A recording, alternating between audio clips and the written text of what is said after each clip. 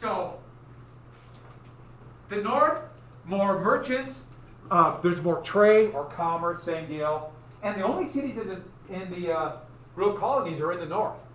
And when I put down more egalitarian, what that means is there's less of a difference between the classes, between the upper class and the lower class. And I'll talk about what a middle class is. It's not directly in the middle, it's more complex than that. And this graph right here shows the cities. And the three graphs here, it's Boston, New York, and Philadelphia. And how their population grew all throughout the years before the Revolutionary War. This one right here is Charleston, South Carolina, the only city, at least in the context of colonial America, in the South. Everyone else is rural. And look how much lower the population grew. Actually, it was Charlestown, after King Charles. And then during the Revolutionary War, it was changed to Charleston, because we don't want to be named after some English king. And part of the reason then there's more cities, because there are more merchants, there's more shops, and that also will mean more lawyers, more government, because they're cities. But the small farms really meant to less class differences. Small farms, cattle, grain, beans, and more small farms, more people with a feeling that they have a voice in government because they have a small farm and they're independent.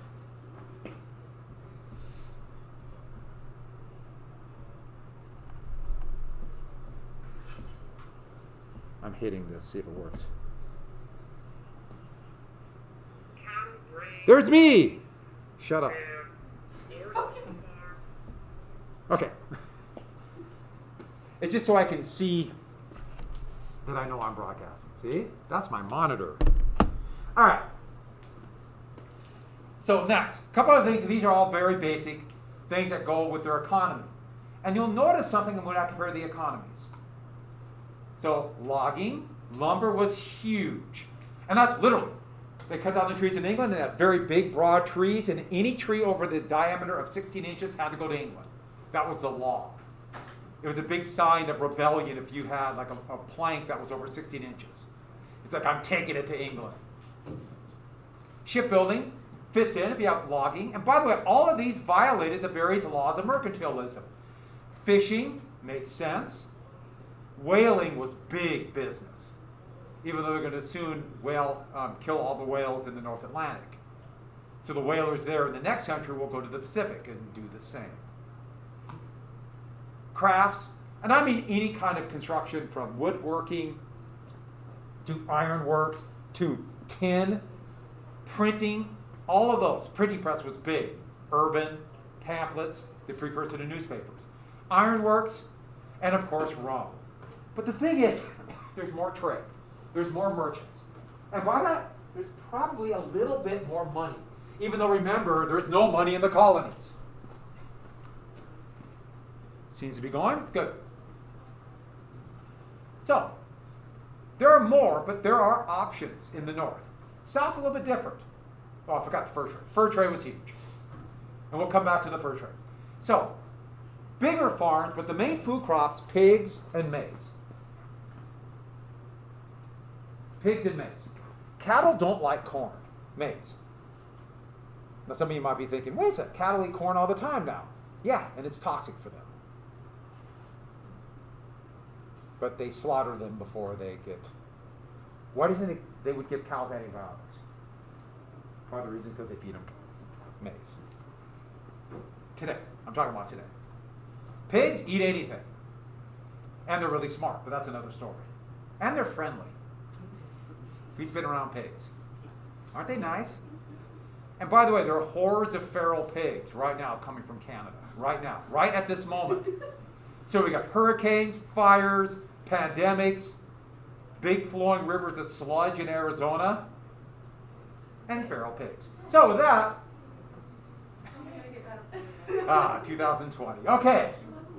Next. I'm not kidding about the feral pigs, by the way. Yeah, they're coming. It's just going to be a wall of pigs.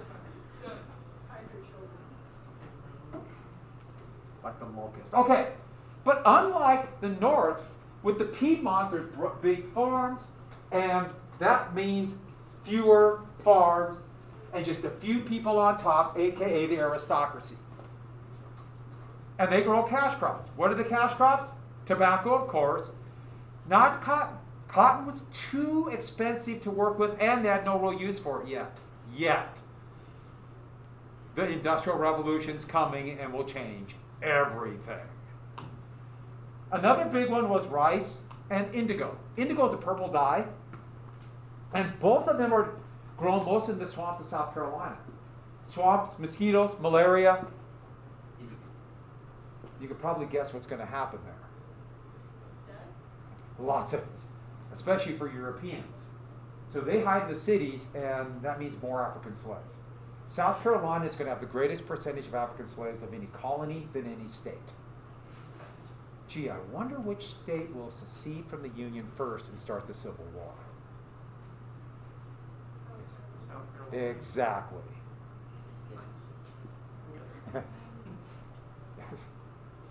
Alaska. No, and with that, and as I said about South Carolina, too small to be a country, too large to be an insane asylum. Indigo, you have this, and the rice, it's a cash crop because they would sell it, it dries in stores for a very long time and can be sold to the big plantations in the Caribbean for those picking the sugar, for those being worked to death on the sugar plantations. Indigo, this dye was worth its weight in gold. Take this reed, you sit out in the sun, it would begin to rot, and then you kind of beat it against a rock and come with this purple, stinky glob, and it was so valuable it's hard to imagine. Because purple dye could be used as a base for a lot of different colors, and all your clothes now, the dye, the chemical industry hasn't been, that's Industrial Revolution. So it's about 150 years after this. So making a dye like that, big deal. I mean, you can only crush so many bugs to get different types of dyes. That's also where dyes come from. And artificial flavoring today. But that's another story. But with all of these, what becomes big business in the South? With plantations. Picking this crop. What's big business for white Southerners? Yes. Slaves. These slave labor camps, aka plantations, chewed up humans. Not like the sugar plantations, but still horrific. And they're constantly buying and selling humans. And that became big business. The buying and selling became big business, but more importantly, the plantation owners, if they had slaves, that's value. They could use as collateral to borrow money. They could sell off slaves if they need money in the short run. Farmers are always in debt. This will be a constant theme of much of American history. Why are farmers always in debt? Always. Always, always, always. They might have wealth in land and slaves, but they rarely have money. Because when do farmers get money? How many times a year? Twice. Once, sometimes twice. And so for the rest of the year, they have to borrow and then pay back their debts. And you might think, well, couldn't they save money? All it takes is one bad year. And then you're in that hole. Farming is tough. Logging and fur, same deal. But if you go in the South, the trees are different. They're just different. They're more narrow, more plentiful, and they grow faster, but not necessarily what the British want. But today, most of the timber for wood or for paper comes from the South. Because it grows just so much faster. Montana's not a good place for logging. Because once you cut it down, what happens? How long does it take for a tree to grow back here? 1 million years. Hyperbole's fun. Yeah, 60 or 70 years. So, one thing about it, before we get to the next slide, if you were in England, and you have just enough money for transportation to get out of England, you have no hope there, and you want to try to make it in the New World. So either colonies, or even when it became the United States, would you go to the North or the South? Which one will provide you with more opportunity? You're not rich. You just have enough to survive. Which one would you go to? Yeah. And this one, more diversified economy. And get this down somewhere. More immigrants are going to go to the North. When the Revolutionary War began, the populations were relatively equal. By the Civil War, there were over 21 million people in the North and 9 million in the South. And 4 million of those were slaves.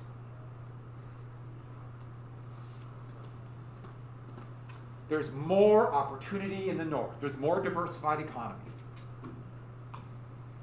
So, a couple things about colonial societies.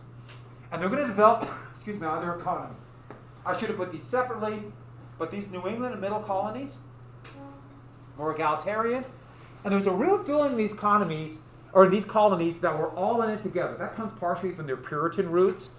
We're all in this together. The common, they used to call it the common weal, but that means the commonwealth or the common good. We're in this together. We must survive together, partially also because of cities. Cities, when you live on top of each other, you have to think about other people. It's really noticeable if you live in a city. I know we live in the metropolitan area of Helena, but go to a large city. Much more cosmopolitan. People from all over, especially at the Dutch colony of New Amsterdam, which became New York, which that legacy is there today. This might shock you, but New York is more diversified and cosmopolitan than Helena. Even more than Billings. I know, which is a big city. Who's been in New York City? A few? It's pretty cool. For a lot of reasons, but one of the greatest things are, what kind of food do I want? Anything you want. I mean, they got a McDonald's, they got a Burger King. Okay.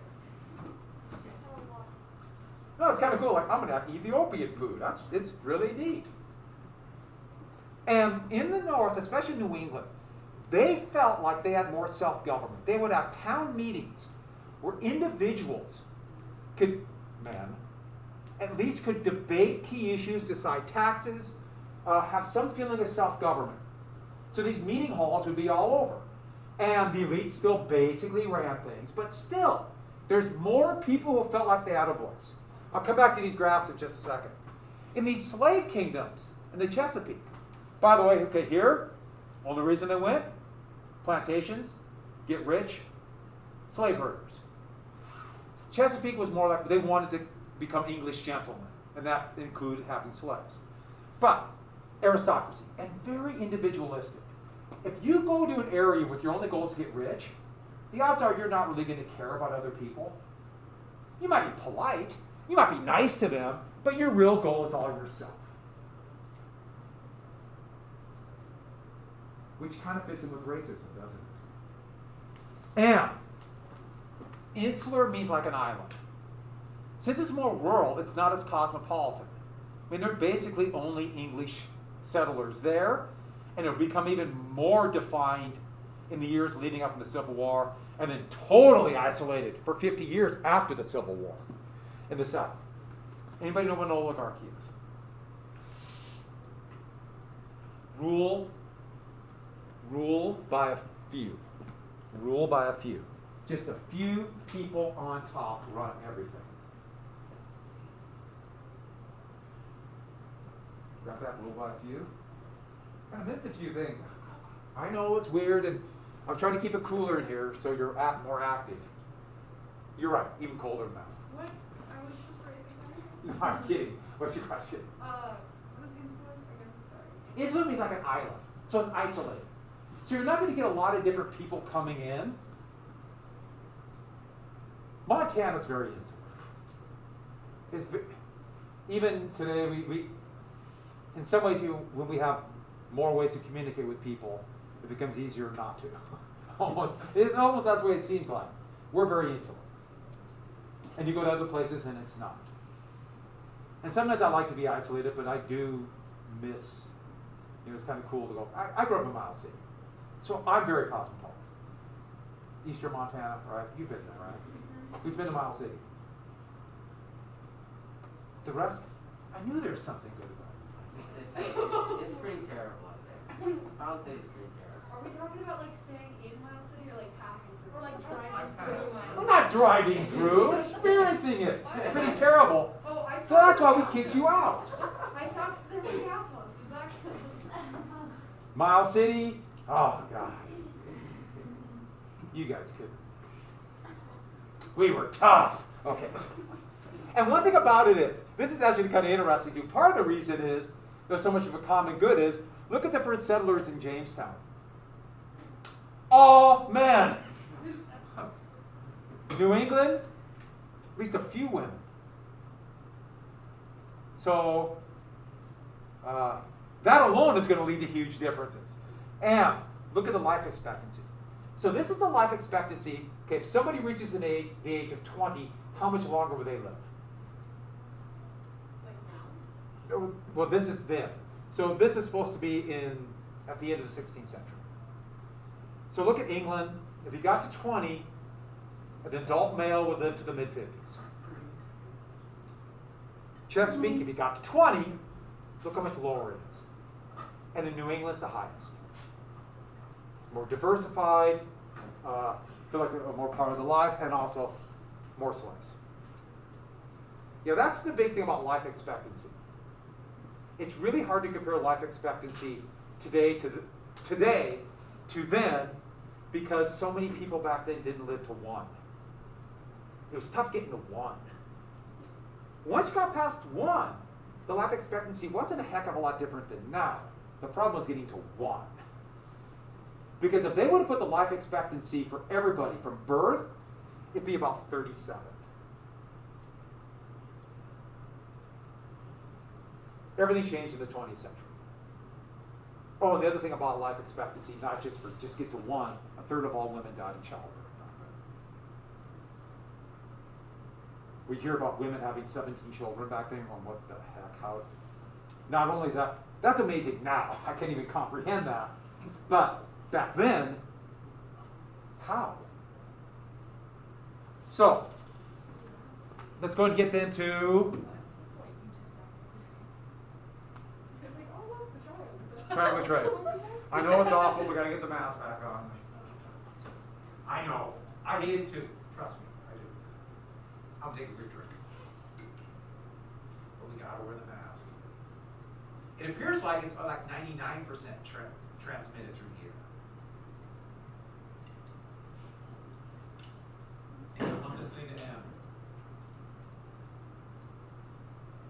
Because what? Was it Great Falls High? And I think all the other schools are going to soon be all virtual now. Because of this. It's blowing up in Cascade County. So, we all have to be careful. And by the way, that reminds me to tell you once again, be ready.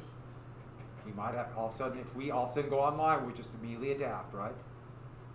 Just go. Okay. So, the triangular trade would be a trade. They didn't invent it. I mean, this goes back. The Phoenicians were doing it in 1000 BC. They lived right there. But it's this basic concept of trade where if you have ships, you want to maximize profits. Never let the ship be empty. Keep it full all the time. And this is a form of capitalism. Capitalism are machines. The ships are your machines.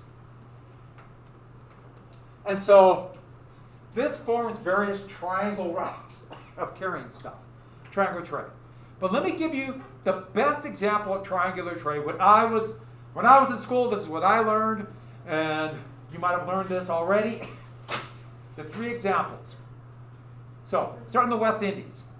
One ship. This is the Sanderson in 1752. This is an 18-month trip. So they go up to New England. From the West Indies to New England. What are they carrying? Spices. Sugar.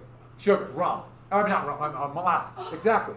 Sugar, rum, molasses. I eventually would get there. And so molasses. And what do they make there? They pick up a load of rum. And they take the rum to West Africa. With a few other things. Muskets and a few other things. And trade that for human beings. And then to the West Indies with slaves. That is the classic triangular trade. This is the Middle Passage. And so every time the Sanderson sails, they have a product they can sell because an empty ship loses money. And we think of a lot of examples today. If you're at a time where you're not making money, you're going to, or not actually making money at that time, it's a loss for your business. And this is the most profitable element. There's so much money here. I mean, they make money the other places. But it has to be triangular because they don't want molasses. They want rum. So you got to go up to New England and get the rum. And so, we're jumping right to this. No, we're going right to the Enlightenment. I got to skip a few things. So the Enlightenment was the era, and please write down 18th century. This is the 18th century, and this is an incredible time in world history. So much of what we become would come out of the Enlightenment, or Enlightenment, sometimes the Age of Reason. Our government, our founding fathers are children of the Enlightenment.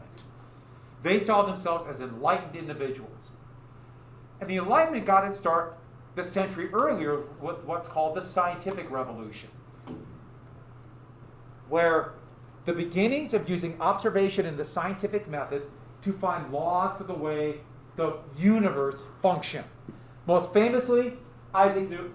And this is a picture of Isaac Newton. Anybody know this comes from an anecdote about Newton?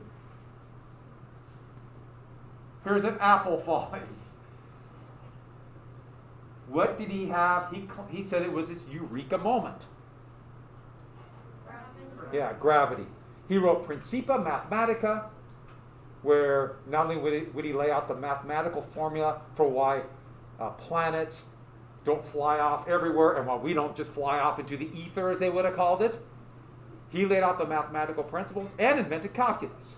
All based on an apple Huh? He claimed it's probably a little more complex. And reading a lot of other people. He stood on the shoulders of giants, as he said. He used other people's work. But if you like calculus, you're using the calculus that started with Newton. He perfected other people's calculus to come up with one very close to Newton. And this works about 99.9% for everything in the universe that we know of in this room. That we know. But if you know anything about quantum physics, that 0.1% is crazy. We're not going to worry about that now. But Newton came up with this. So the idea is now Newton came up with like this mathematical formula for how everything worked. Couldn't they do that? Come up with laws for the way society functions. And that's the Enlightenment. Natural laws for how we interact, for governments, for people. Why we make decisions. And so this is going to include, like, mercantilism is an enlightened idea. Okay, it's brutal and horrible and mostly wrong, but it's still part of the Enlightenment. And I should add, Newton would actually become a member of Parliament in Britain. And he said 4 words in his entire time in Parliament. Anybody know what they were? This might be appropriate today. Please close the window. That's all they said. No one moved.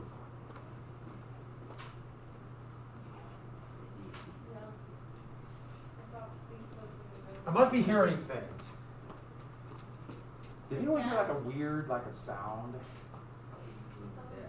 No, it wasn't the desk. I heard that, and there's like. Are you okay? No. I don't know. It sounded like someone, like a low scream or something. Oh my gosh.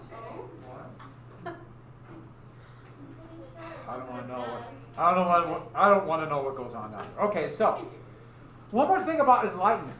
It isn't this concept that we as humans, okay, they would have said most of them men, but we as humans, we have control of our lives. We have big brains and we can decide our own fate. If we can learn how societies function, then we can make our own decisions. We don't need to be told by somebody above us, or for that matter, maybe not a God. We are on our own. And this is a key element of the Enlightenment. And in many ways, breaking away from traditional religions, humanism, we decide. And this begins the concept, as they would call it by the end of the century, of liberalism.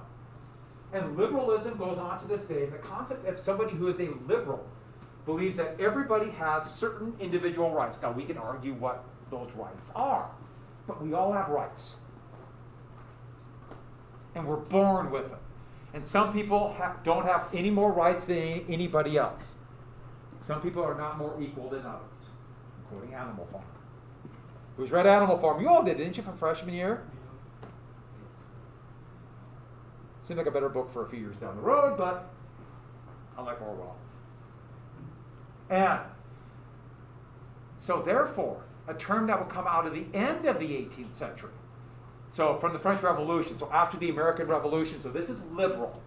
We have rights, and people have rights, certain rights. Those who believe everybody, or people do not have equal rights. Some people should have more rights than others. Some people can't deal with their rights. What are they going to be called? That's where you get the term conservative.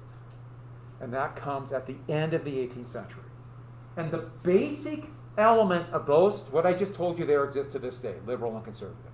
Those terms are misused all the time now, but that's where the basis comes from. Someone who's more conservative thinks that not necessarily everybody is equal. Liberal, we have individual rights, we are equal. What we do with those rights, that's another story. John Locke might be the most famous of these philosophers. He actually was, in many ways, like the trigger of the Enlightenment. There are other ones, but John Locke, Thomas Jefferson loved John Locke. What document was Thomas Jefferson the main author of? Yes? The Declaration of Independence. Yeah. And he took life, liberty, pursuit, property, but he used pursuit happiness. Yeah. Life, liberty, and property was Locke, yeah? Now, Jefferson didn't make a pursuit of happiness. He got that from somebody else, too. Why reinvent the wheel? But, yeah, you're exactly right. They loved Locke. Loved him. We will come back to Locke when we talk about the Declaration of Independence. And this is going to trigger a backlash from the authorities that be with the idea that we decide, especially in churches. Churches have a tendency to be pretty authoritarian, especially at this time. You know, this is the word that you must follow. It's a little different idea. So there will be a backlash. And so with that, humanism, a fight back. And what would that backlash be? The First Great Awakening. This religious revival. In the 1700s, there was a decline in religion. When I mean that, I mean membership in the churches. You don't write this down, this next part. I'm just giving you an idea. New England, so you don't need to write this one down. Only 1 in 5 were a member of a church. Outside of New England, 1 in 15. The legacy of the Puritans. So, a lot of people were tired of the churches. As they saw it, religion at that time, if Catholic, very dogma, you must do this, and everyone spoke in Latin. In fact, they do it in Latin until, 1963. And Protestant faith was either still very dogmatic, or the Puritans was basically 3 or 4 hours straight of reading the Bible. So they saw them as cold. They didn't feel part of it. And that's where the Great Awakening, this emotional response to this. Here are people saying that you can decide your own fate. How can you decide your own fate? Don't worry about these two. Well, I don't have time to cover that. So let's just right here. Revivals. These Protestant revivals were itinerant, which means preachers that, where they would push for religious conversion. When I mean that, something about in the Second Great Awakening, which is going to come in the 19th century, have you ever heard the term born again? With religious conversion. Okay, the term isn't used, but that's what it meant, and it's a very personal religious conversion. And this is a big shift. And it's happening in the United States and all across England and what is now Germany. And these preachers were these very gifted preachers would go out and give these outdoor sermons, and they called them charismatics. Charismatics. Because they could sway people with their words. Itinerant means they don't have a home church. They are mobile. They move around. And there's no one denomination. They might be related to some, but they're going to come up with their own. A big one that's going to come out of this eventually will be, for example, the Methodists. And then the Baptists will too, and then they will explode in the Second Great Awakening. This was a reaction to the Enlightenment. The Second Great Awakening will be a reaction to the Industrial Revolution. And so, this is the Second Great Awakening, and New England, this was first, 1730s, spread all over. And only one that I'm going to make you know is Jonathan Edwards. Edwards, in many ways, just figured he started it, and he wrote a pamphlet called Sinners in the Hands of an Angry God, but all you need to know is he would talk about he is tired of religion being just something you would say and repeat without thinking. He wanted it to be passionate and a fiery speech. And his big thing was, you have in your own hands heaven or hell. It's your decisions. Heaven or hell, you decide. And people would have these conversions, and they would quake and speak in tongues, roll on the ground, scream, spin in ecstasy. And, okay, that might seem scary, but at the same time, a lot of people who, life is tough, things are difficult, see that conversion and say, I want to feel like they do, like my problems are being solved. And it had great effect. This was a big shift. And, they always talked about the light.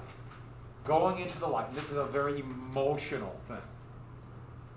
A lot of the first colleges would come out of this. First Great Awakening. Colleges would come out with the ideas that you, at first the idea was our preachers would teach you, read the Bible so you could have your salvation moment, but then they turned into houses of education. And this was a big deal. So we're not going to, I picked Edwards, we're not going to do Whitfield, so we're going to jump right into here. So we're talking about this new economy, this new shifting. This is all repeat, but imperialism. So remember that, it's imperialism. We have these countries, empires, mercantilism, finite amount of gold. We have this new Great Awakening, this unique cultures, a unique economy, governments. All this is happening. But we got to do a little backtrack here very quickly. There are two different types of imperialism. I know these all do relate. They all affect on the same thing. Two different types of imperialism. The first one is colonial imperialism. And this is the imperialism happened to the United States from the 13 colonies. This is what we think about imperialism. So they're going to establish mercantilism. And let's do this. And basically, what we've talked about before. So I'm just reviewing this really quick. Colonial rule, get the resources. Remember, they don't want democracy there. And that's the definition of where we get the term imperial rule. Where the mother country rules. By the way, where does the term imperial come from? Anyone know? Rome. When the Roman Republic would put someone as a dictator in a time of emergency, they called him the imperator. And that just means dictator. And eventually somebody became the imperator for life, imperial, aka emperor. Anybody know the first emperor? Augustus. So, here's the one though we have to get. There's another type of imperialism called economic imperialism. And this is the one we have to know. This is the one that's a lot different. This is the one that's going to happen along the frontier, and the United States still does this to this day. Economic imperialism. And it's basically this. The countries or areas are technically self-governing. They have self-rule. But they're controlled by, I'm putting down the mother country, but another country. Or it could be an area is controlled, the people who live there. And they had a term for this in the 19th century through today. It's a protectorate.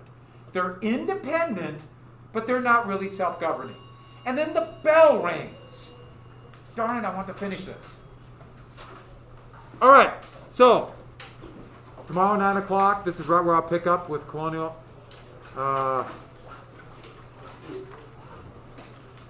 drying. And Make sure you check Teams. If you have any questions, please post it.